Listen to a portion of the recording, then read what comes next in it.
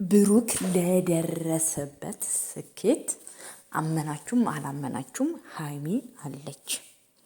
ሀይሚ ባትኖር ኑሮ ብሩክ እዚህ ደረጃ አይደርስም።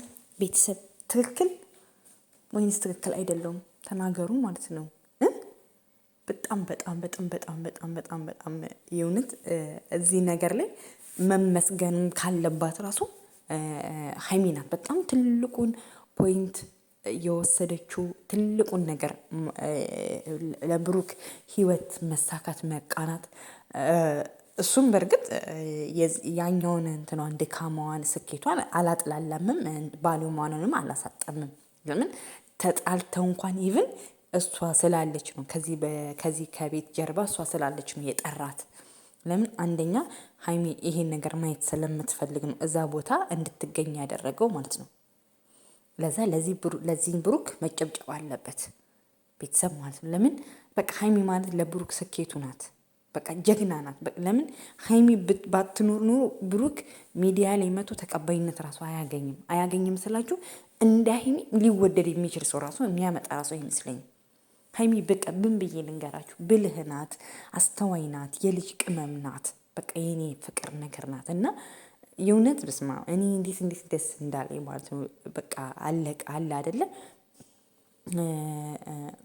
በቃ ምን ብዬ ልንገራችሁ ማለት ነው። እኔ ትናንት እንደዛ ሲያመሰግን እንዴት ደስ እንዳለኝ ማለት ነው። በቃ የሆነ የሚዋደዱት የሚከባበሩት ነገር ምናምን ያ ነገር ነው ደስ ያለኝ ማለት ነው። ሲቀጥል ደግሞ ኢቭን ትናንት እንኳን ሲነጋገሩ ተከባብረው ነው በቃ ሲያወሩ ራሱ የነበሩ ጥላቸውን አስወግደው ነው ያለባቸውን ነገር በቃ ዘግተው ማለት ትናንት ምንም ነገር አልተነሳም። በቃ ሳቅ ጨዋታ ነው ጀስት ያላቸው ግንኙነት እንዳለ ሆኖ ያልጨረሱት ፋይል እንዳለ ሆኖ ግን በቃ ዘግተው ሲጫወቱ ሲስቁ በቃ እሙሽን ሲያስደስቱ እሙሽ እንኳን አለቀሰችና ለዚህ ሁሉ ነገር ሀይሚ ናት በጣም ትልቁን ባሉም ልትወስድ